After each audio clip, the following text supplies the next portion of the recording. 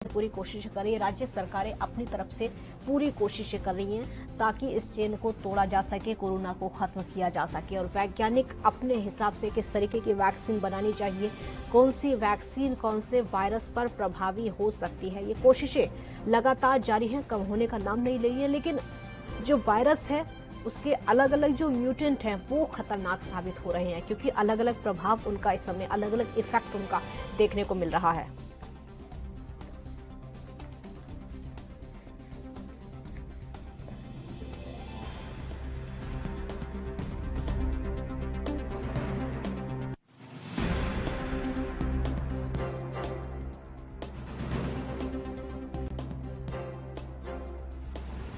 समय doctor Anshuman cancer expert जुड़ चुके हैं। डॉक्टर अंशुमन, बहुत स्वागत है आपका एएनबी न्यूज पर। डॉक्टर अंशुमन, आवाज सुन पा रहे मेरी? जी बिल्कुल आ रही है। डॉक्टर अंशुमन, बिल्कुल। मेरा सवाल आपसे ये होगा कि आईसीएमआर ने एक एडवाइजरी जारी की है, कोविड मरीजों में एक ब्लैक फंगस है जो कि घातक साबित हो सकता है। क्या वो फंगस है, कैसे इसका असर हो सकता है और ये किस तरीके से लोगों को नुकसान पहुंचा सकता है? बिल्कुल ठीक है, आईसीएमआर ने आज एडवाइजरी जारी की। हम लोग 2.5-3 महीने पहले से ऐसे केसेस देख रहे हैं, क्योंकि मैं कैंसर एक्सपर्ट हूँ। मेरे पास आमतौर पे केसेस इसलिए रेफर कर दिए जाते हैं कि इसका प्रेजेंटेशन कुछ ऐसा लगता है कि जो बाकी डॉक्टर, दूसरे डॉक्टर समझते हैं हो सकता है ये कैंसर हो, और मेरे पास भेज देते हैं। आमतौर पे कोविड से रिकवरी के बाद, खास करके उन मरीजों में जो आईसीयू में रहते हैं या जिनमें स्टेरॉइड ज्यादा चला होता है, उनमें इम्यूनिटी लो होने के कारण म्यूकरमाइकोसिस बीमारी का नाम है, जिसको इंग्लिश में ब्लैक फंगस कह सकते हैं, और हिंदी में अगर कहें उसको तो काला फफूंद, जो आम तौर पे आप देखते हैं नमी की जगह पे फफूंद जमा हो जाता है, उसी तरह के फफूंद की एक बीमारी होती है म्यूकरमाइकोसिस। आमतौर पे इसके स्पोर्स बहुत पतले पतले कण होते हैं, पार्टिकल्स होते हैं, नाक के रास्ते जाके नाक के अंदर जमा हो जाते हैं, या गले में या फेफड़े में जमा होते हैं।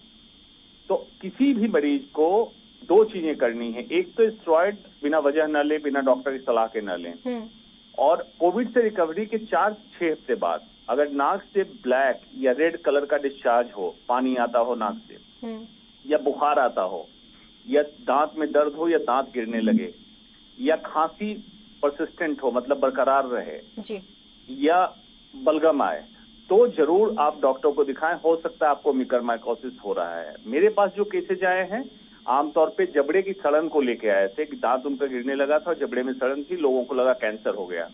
उसकी बायोप्सी की गई, बायोप्सी में देखा इसमें फंगस है, म्यूकरमाइकोसिस है, फिर उसका ऑपरेशन किया गया, दवा चली, मरीज ठीक हो गए। लेकिन ये प्रिवेंटेबल है, रोक सकते हैं। स्टेरॉइड का अत्यधिक इस्तेमाल अगर ना हो तो, और रिकवरी के बाद लोग मास्क लगा के ही पार्क में या नमी वाली जगह में घूमने जाते हैं तो मास्क लगा के जाएं तो बेहतर रहेगा। पॉलन के म्यूकरमाइकोसिस के नाक के रास्ते ही अंदर जाते हैं।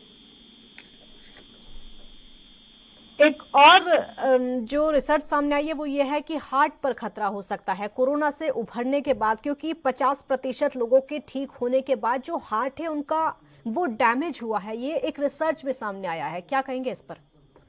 Doctor Eric New England Journal of Medicine के एडिटर इन चीफ है। उन्होंने बहुत पहले अनफॉर्चुनेटली जिनकी मौत हुई थी, उनकी ऑटोप्सी मतलब पोस्टमार्टम करके रिसर्च में देखा था माइक्रो एंजियोपैथी, मतलब पतली खून की नलियां जो है उसके अंदर क्लॉट्स हैं, और वेस्कुलाइटिस मतलब उसमें सूजन है।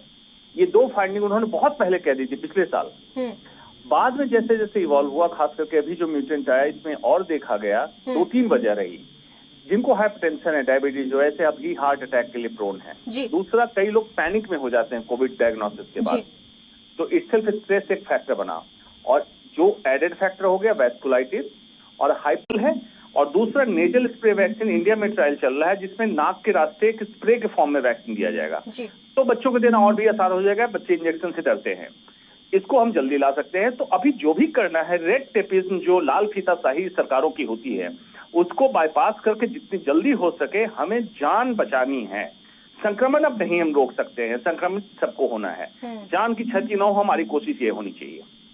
बिल्कुल। रंजन जी, इस समय देश में जैसे हालात हो चुके हैं, सरकारों को दोष तो खैर सभी दे रहे हैं, राज्य सरकारें केंद्र सरकारों को और केंद्र सरकारें राज्य सरकारों को, लेकिन इतना तो यहाँ पर मानना होगा और इसको नकार भी नहीं सकते कि लगभग 1 साल का वक्त मिला, ना तो राज्य सरकारों ने अपनी तैयारी की और ना ही केंद्र सरकार ने अपनी तैयारी की, पूरी तरीके से फेल। जब 1 साल का वक्त मिला था, मैं पिछले बार भी बोला था, 7 ऑक्सीजन प्लांट लगाने के लिए केंद्र सरकार ने दिल्ली सरकार को दिया था आदेश।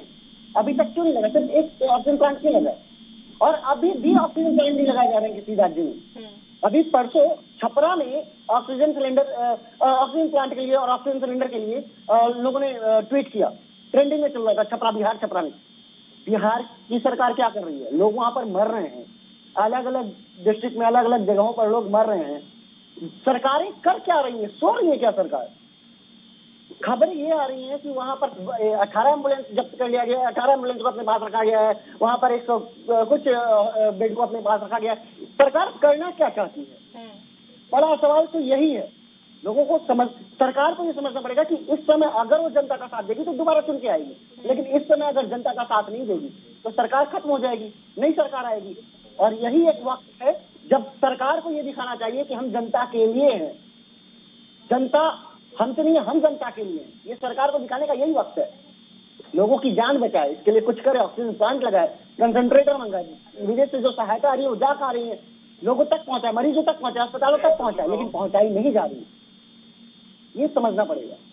बिल्कुल बिल्कुल। डॉक्टर अंशुमन, इस समय हार्ट को लेकर खतरा लोगों में बहुत ज्यादा इस बात को लेकर टेंशन है कि कब कैसे हार्ट पर खतरा हो सकता है। अभी अभी जैसा कि आप बता रहे थे कि कोरोना से ठीक होने के बाद भी ये हो सकता है, या फिर कोई नए म्यूटेंट हैं जो कि सीधे हार्ट पर अटैक कर सकते हैं। किस तरीके से इससे बचा सकता है, किस तरीके की सावधानियां लोगों को बरतनी चाहिए कोविड से ठीक होने के बाद भी, और जो अन्य लोग हैं उन्हें क्या सावधानियां बरतनी चाहिए? देखिए, कोविड के दरमियान तो आप किसी न किसी डॉक्टर के संपर्क में रहते हो, आपका चेकअप करते हैं, ब्लड टेस्ट करते हैं। बाद में भी कोई भी एबनॉर्मल सिम्टम्स हो, असामान्य लक्षण हो, जैसे सीने में भारीपन, सांस लेने में दिक्कत, चलने पे आप थक जाते हो, स्वेटिंग होती है, पसीना ज्यादा आता हो, ऐसा कोई भी लक्षण हो तो इसको इग्नोर ना करें, डॉक्टर को दिखाएं। और दूसरी एक प्रॉब्लम जो आमतौर पे लोग इग्नोर करते हैं, पसीना ज्यादा आता है, इनसेंसिबल लॉस, और पता नहीं चलता है आपको, और बॉडी डिहाइड्रेट होती है। जब भी बॉडी डिहाइड्रेट होती है तो ब्लड क्लॉटिंग की क्षमता बढ़ जाती है, जो एक कारण बन सकता है ब्लड क्लॉटिंग का। तो पानी या किसी भी फॉर्म में, लिक्विड, जूस, सूप, किसी भी फॉर्म में आप पानी का ज्यादा सेवन करें। कैसे आप समझेंगे कि एडिक्वेट है? पेशाब का रंग आपका बिल्कुल पानी की तरह या हल्का पीले रंग का, पराली के रंग का होना चाहिए, तब समझिए कि आप एडिक्वेटली हाइड्रेटेड हैं। ये कुछ छोटे छोटे परहेज अगर करें तो बहुत सारे डेथ, मौतें जो हो रही प्रिवेंटेबल है, जिसको हम रोक सकते हैं, और ये बिल्कुल संभव है। सिर्फ एकजुटता की जरूरत है। लेकिन अफसोस बस जिसके हाथ में पावर है, सिस्टम है, वो बिल्कुल नकारा और निकम्मा है, उसको हम कुछ नहीं कर सकते। अभी समाज को एकजुट हो जाना है, डॉक्टरों के साथ मिलके आप लोग बातचीत कीजिए, और मीडिया का बड़ा शुक्रगुजार है। 1.25 साल से मैं देख रहा हूँ जिस तरह से आप लोग लगातार लोगों को जागरूक करने में लगे हैं, आप लोग करते रहिए। इस कठिन समय से हम निकलेंगे, जरूर निकलेंगे। इस समय डॉक्टर अंशुमन, लोग कुछ बातों को इग्नोर भी कर रहे हैं, क्योंकि कहा ही जा रहा है कि जो वायरस है वो हवाओं में फैल रहा है, वो हवाओं के जरिए भी एक दूसरे पर अटैक कर रहा है, लेकिन लोग इसको इग्नोर कर रहे हैं। क्या कहेंगे उन लोगों को? देखिए, भारत में अवैज्ञानिक परिकल्पनाएं बड़ी पनपती हैं। दूसरा, एयरबॉर्न की संभावना हम लोगों को पिछले साल लगने लगी थी। जब लॉकडाउन लग गया था 25 मार्च को, उसके बाद उस समय 500 केसेस थे, उसके बाद केसेस बढ़ रहे थे। मतलब ट्रेवल हिस्ट्री नहीं है, किसी के कांटेक्ट की हिस्ट्री नहीं, फिर भी लोगों को संक्रमण हो रहा, तो कहां से आ रहे थे वायरस? तो हम लोगों को शक था। अब लैंसेट ने भी पब्लिश कर दिया, WHO ने भी कर दिया कि एयरबॉर्न वायरस है। तो सबको मैं यही कहना चाहूँ, एयरबॉर्न का मतलब ये हुआ कि हवा में लगभग 3 से 4 घंटे तक वायरस फ्लोट करता रहेगा जहां पे इसके संक्रमित मरीज हैं। तो अगर आपके सोसाइटी में, आपके आसपास संक्रमित व्यक्ति हैं, ऐसी जगह पे अगर निकलें तो मास्क जरूर लगाएं। जिसके लिए कहा जा रहा है घर पे मास्क लगाना, लेकिन प्रैक्टिकली मैं बता रहा हूँ घर पे मास्क लगाना संभव नहीं है। डॉक्टर को वही सलाह देनी चाहिए जो डुएबल हो, जो किया जा सकता है। तो भीड़ भाड़ वाली जगह में, ये ऐसे सोसाइटी में जहाँ रह रहे हैं, जहाँ कुछ फ्लैट में संक्रमित लोग रह रहे हैं, उधर अगर जाए तो आप मास्क लगा के जाए, आए तो मास्क को डिस्कार्ड करें, हाथ अच्छे से धो के तब अपने घर में बाकी के काम में लगे।